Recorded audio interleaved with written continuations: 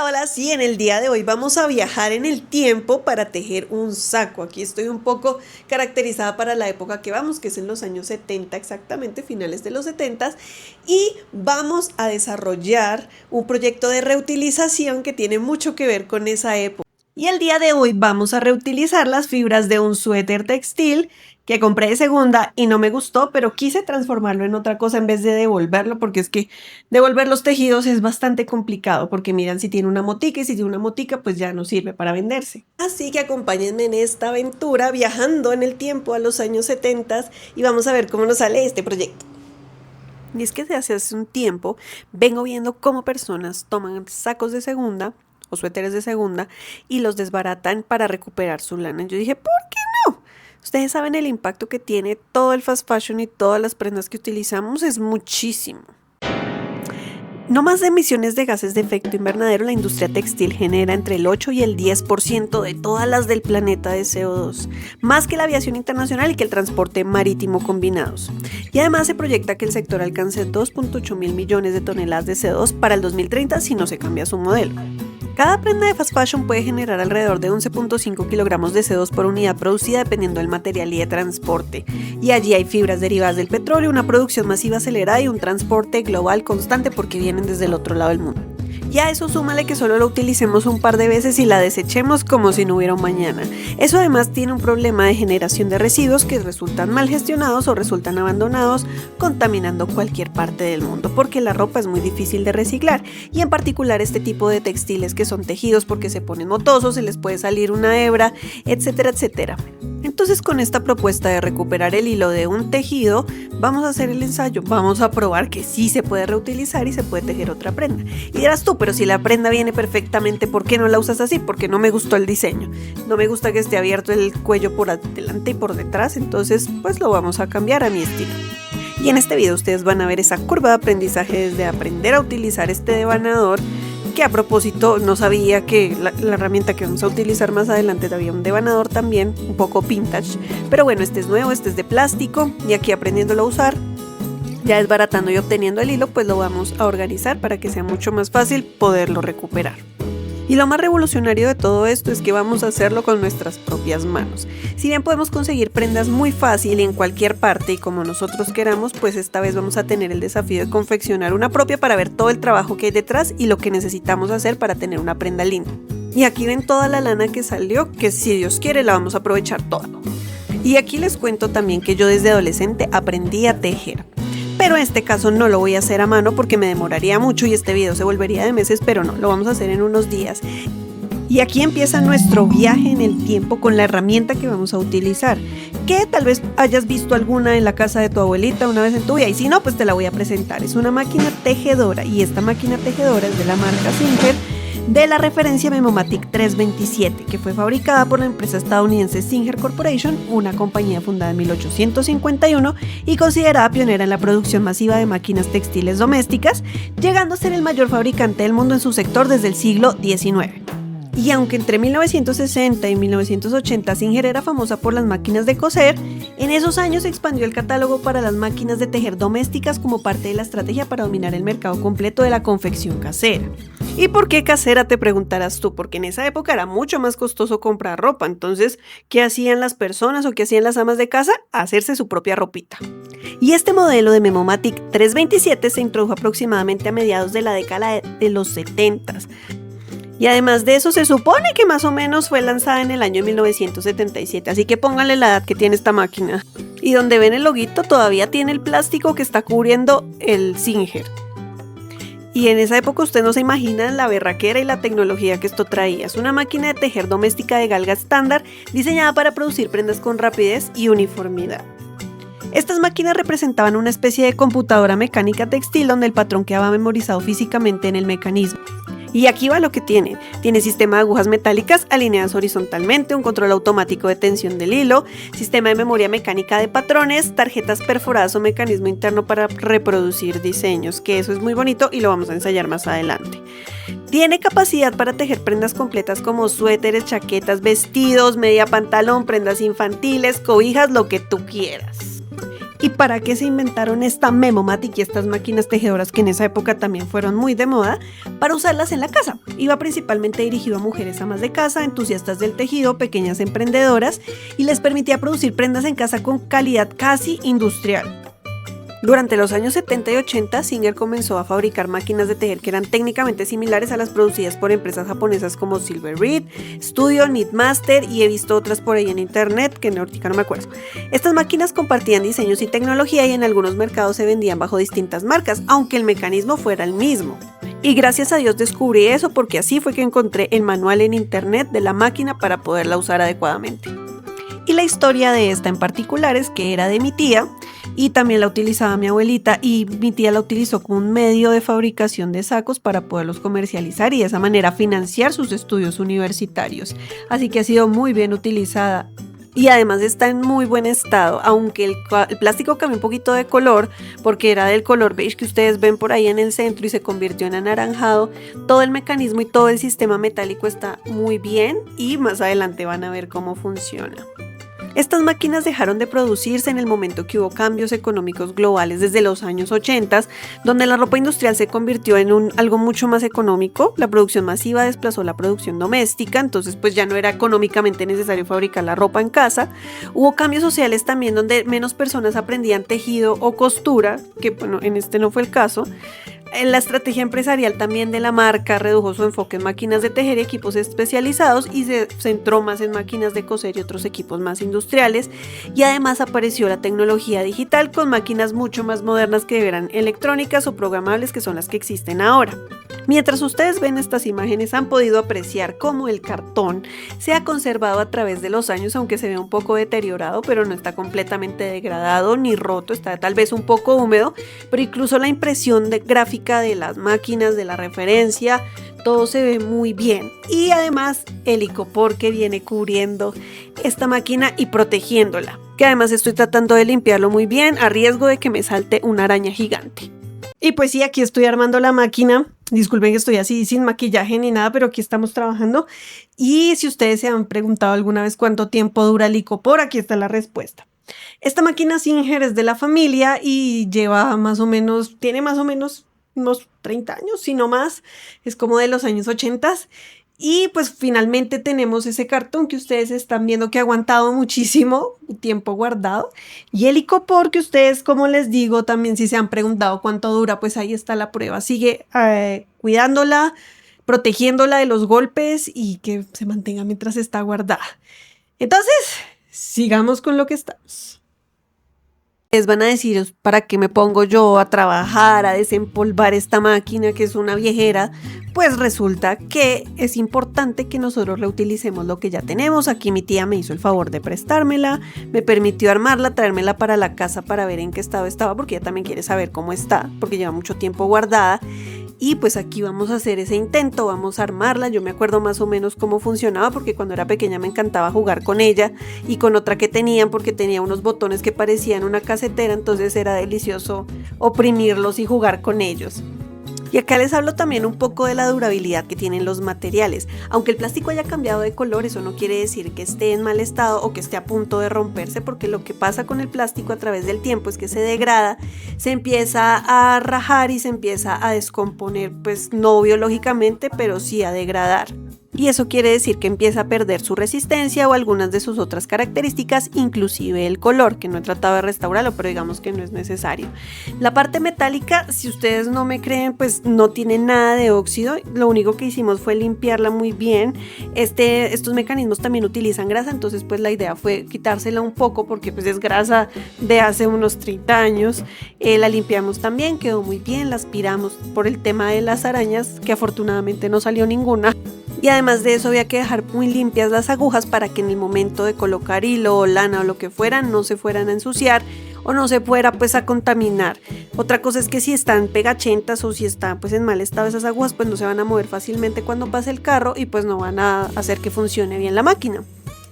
Por otro lado, les cuento que actualmente estas máquinas también están como en un renacimiento, he encontrado cursos, he encontrado formaciones y muchas personas que también están compartiendo. Mi mamá tenía una, mi abuelita tenía una, pero yo no sé cómo manejarla, y de cierta forma nos estamos volviendo a conectar con el hecho de fabricar nuestra propia ropa y de utilizar este tipo de herramientas que nos lo hacen un poco más sencillo y hacen que se vea súper profesional el acabado. Y acá interrumpo un poquito lo que les estoy diciendo para que vean estas cajas de hace 46 años, cómo se conservan. Aquí se puede ver la impresión, la gráfica también de cómo se debería armar, la marca, y también pues nos está mostrando la referencia, justamente que fue como supe qué tipo de máquina era para poderla buscar. Además, hay otras razones principales. Tenemos un movimiento slow fashion, que son personas que quieren crear su propia ropa, reducir su consumo masivo. Cuando uno fabrica su propia ropa, uno le coge un poquito más de cariño, o incluso puede pensar en hacer regalos para los demás para que también disfruten de ese arte que uno está haciendo. Por sostenibilidad, fabricar prendas propias también reduce el impacto ambiental y el consumo industrial y el consumismo desmedido que estamos teniendo de fast fashion y de prendas que no duran nada. Aquí las prendas quedan con muy buena calidad. Por economía circular, aquí estamos reutilizando tanto la máquina como el hilo, entonces estamos trabajando dos tesoros maravillosos y una de las redes que más me gusta, que es la reutilización. Aquí también vemos cómo la calidad y la durabilidad en el diseño de estas máquinas está totalmente presente. En esa época se estaban presentando y se estaban diseñando y se estaban construyendo con metal, con una mecánica robusta, nada de plásticos desechables, o si no, como les digo, estas piezas se hubieran desbaratado. Y pues ustedes pueden ver que hasta 50 años después está funcionando esta máquina. Este tipo de máquinas en su época también fueron una herramienta de independencia económica que transformó hogares en pequeños talleres, y allí se cruzó la tecnología, la industria y la autonomía doméstica, así que fue una gran revolución en su época. Y como les dije, yo aprendí a tejer más o menos en mis 15 años, si no antes. Yo aprendí a tejer en 2 agujas y me gustaba hacer varias cosas. También tuve contacto con una de estas máquinas en esa época, pero realmente no la supe aprender a manejar en ese momento, sino que hasta ahora es que realmente pude encontrarme con ella, entenderla un poco, verle la lógica y poder organizar este rediseño de saco. Y además también les cuento que en esa época era mucho más fácil conseguir lanas que estuvieran fabricadas localmente. Con el paso del tiempo y con la transformación de los materiales y de los precios, ahora es mucho más difícil. Todas las que llegan aquí, por lo menos a Colombia, son importadas, son fabricadas en Turquía y en su gran mayoría son de materiales sintéticos. Antes, las fibras que se utilizaban para textiles y para hacer la ropa eran la lana, el algodón, el lino, la seda. La lana en particular era una superfibra natural, aislante térmico, elástica, durable, reparable, biodegradable. Era el material ideal para tejer, especialmente en máquinas como la Memomatic. Sin embargo, en ese momento esa industria dependía de la agricultura y de la ganadería, entonces el ritmo de la producción estaba limitado por la naturaleza, por la cantidad de animales que había, por el tiempo en el que se demoraban en ponerse mechudas y poderles extraer su lana. Entonces entre los años 1930 y 1970 nace la era sintética y empiezan a aparecer el nylon, el acrílico, el poliéster, que ha tenido un uso masivo desde 1950. Entonces este poliéster viene a reemplazar la lana, no por calidad sino por economía, y algunas razones es porque el costo es mucho menor. Producir poliéster es más barato que producir lana y además se requiere muchos menos recursos, no se requiere criar ovejas, alimentarlas, mantenerlas, esquilarlas, sino que en el poliéster solo necesitamos petróleo, energía, una producción industrial masiva que es bastante sencilla de tener. Hay otra que es la producción masiva ilimitada. La lana es limitada por los animalitos y por lo que ellos pueden producir, pero el poliéster no tiene ese límite, se puede producir en cantidades prácticamente infinitas, y esto permitió el nacimiento del fast fashion. Otra de las razones por las que ahora se utiliza más el poliéster es porque tiene mayor facilidad de cuidado, no coge, no se deforma, no requiere cuidados especiales como la lana, y eso para el consumidor pues es un poco más fácil, aunque este tipo de poliéster en el lavado puede liberar microplásticos al agua, que es otra de las situaciones y preocupaciones que tenemos a nivel ambiental en este momento por el fast fashion. Otra de las razones que tenemos es que hubo unos intereses industriales por el petróleo. El del poliéster es un derivado del petróleo y el crecimiento de la industria pues también permitió que hubiera una expansión masiva y se generaran muchísimas prendas a partir de este material. Y por último, en los años 60 y 70 el poliéster fue vendido como la fibra del futuro. Se promocionaba como moderno, tecnológico, superior, aunque no necesariamente lo fuera. Y pues ahora con estas situaciones ambientales, esta cantidad de prendas que están siendo abandonadas con un solo uso, con muy pocos usos, aunque existen tiendas de segunda y demás, pues eventualmente su ciclo de vida puede terminar rápido porque son de mala calidad o porque no nos gustan. El caso es que resultan siendo un residuo. Y estamos viendo cómo se vuelve a girar ese ciclo y empezamos a reconectarnos con fibras más naturales como la lana, el algodón, como el lino, y dejamos de utilizar pues este poliéster y este tipo de cosas pues porque estamos contaminando el planeta básicamente. Esto por temas de sostenibilidad, porque también tenemos mucha calidad y porque incluso pueden llegar a ser mucho más durables los materiales naturales. Aquí en esta parte del video ustedes van a ver cómo estoy ensayando un complemento de la Memomatic 327, que es la SRP50, que es otra cama auxiliar de agujas que permite hacer los resortes de los sacos para que queden con mucha más textura y mucho más volumen. Y pues aquí surtiendo la curva de aprendizaje ustedes pueden ver cuántas veces luché con esta máquina, que con la cama principal se portó divinamente y me ayudó a sacar la cara frontal y la cara trasera del saco, pero con las mangas eso ya fue otra historia. La Seeker SRP50 es un accesorio llamado River o cama de acanalado diseñado como complemento directo de las máquinas de tejer domésticas de galga estándar. Si la Memomatic 327 es el motor, la SRP50 es el músculo flexible. Y esta es contemporánea de la 327. Fue fabricada entre 1975 y 1985. Y su finalidad principal es permitir la creación de tejidos elásticos y tridimensionales como los resortes, los cuellos, los puños, las pretinas, hacer tejido tubular o incluso hacer tejido doble faz. Y es que yo me sorprendo con todo lo que puede hacer esta máquina. Puede hacer calados, que son los diseños que tienen huequitos, puede hacer rombos, puede hacer figuras, puede hacer dibujos, lo que tú quieras, que lo vamos a ensayar más adelante. Aquí ustedes pueden ver cómo cayó la noche y yo todavía estaba tratando de hacer las mangas del saco. Yo pensé la verdad que no me iba a alcanzar el hilo y pues no me alcanzó. Pero vamos a ver cómo resultó este saco, que finalmente ustedes están viendo aquí cómo terminé de organizar, que realmente el diseño no me compliqué mucho, no traté de hacer unas sisas con reducciones ni nada, lo único fue el cuello en V, que a la hora del té fue bastante fácil de hacer, sino que me centré en hacerlo todo muy liso, sin aumentos, sin complicarme, y el diseño salió bastante bien y bastante bonito, que ustedes ven como finalmente lo que hice ya cambiando los colores fue unir los hilos para que uno compensara lo que hacía falta del otro, y también hice unas costuras invisibles, retomé un poquito lo que sabía de tejido. Y aquí la finalidad era utilizar absolutamente todo el hilo que saliera y que ojalá fuera a ras, porque con el cambio del diseño era muy probable que se nos fuera mucho más hilo del que traía originalmente el saco. Entonces en un momento pensé hacer un chaleco, pero viendo que sobraba tanto yo dije esto alcanza para hacer unas mangas. Y aquí ustedes están viendo el proceso finalmente. En la última lo que se hace es colocar hilo de otro color para que en el momento de unir las partes se pueda hacer con un tipo de costura que es la costura invisible. Se quita ese hilo del color y queda como si no tuviera una costura. Y aquí ustedes están viendo el saco pues ya muy en sus primeros pinitos. Agarré con unos ganchitos las mangas que acababa de tejer al cuerpo y más adelante ustedes van a ver. Aquí lo que pasa es que cuando se teje liso la máquina hace que se enrosque un poco el tejido y tenemos que aplanarlo con una plancha o pues con muy poco calor para que sea más fácil manipularlo. Y aquí ustedes van a ver cómo se hace esa costura invisible donde tratamos de unir los aritos que hace la máquina tejedora para que de esa manera pues quitemos ese hilo azul o rosado o el que yo haya utilizado y quede todo blanquito y muy parejito.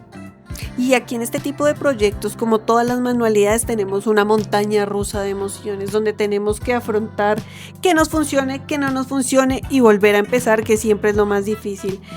Y que si quedó mordisqueado, pues toca volver a desbaratar, toca volver a devanar el hilo y toca volver a empezar. Pero no saben la satisfacción de ver esta prenda terminada, cómo nos conectamos, cómo también me volví a conectar con estas habilidades que hace rato no utilizaba, que son el tejido, que son manipular el hilo. Aquí digamos que una dificultad muy pequeñita, y es que como estaba desbaratado ese hilo estaba bastante crespito y a veces hacía difícil de pronto ensartarlo en la aguja o de pronto hacer nudos y uniones, pero sin embargo creo que el resultado final quedó bastante bonito. Traté de imitar el patrón de las líneas de colores porque me gustó mucho. En las mangas quedó un poquito diferente, pero caminando rápido no se nota, como dicen. Y este trabajo me tomó aproximadamente unos 4 días. Traté de sacarlo lo más rápido posible. Como les dije, me tocó desbaratar varias piezas varias veces. Pero aquí lo sacamos adelante y ustedes van a ver cómo se ve ya puesto, que una talla bastante pequeña. Pero las mangas quedaron bombachas. Alcanzó. Realmente lo único que no alcancé a hacer fue el cuello. Y estos fueron los residuos que nos quedaron de la reutilización de este hilo en nuestra máquina Memomatic 327 de 1977. Así que si te gustó este contenido y quieres ver más proyectos así, no olvides de suscribirte, darle like y compártelo con toda la gente que creas que le puede interesar. Y a propósito, muchas gracias a mi tía por la máquina porque me permitió sacar adelante este proyecto rápidamente. Nos vemos en el próximo.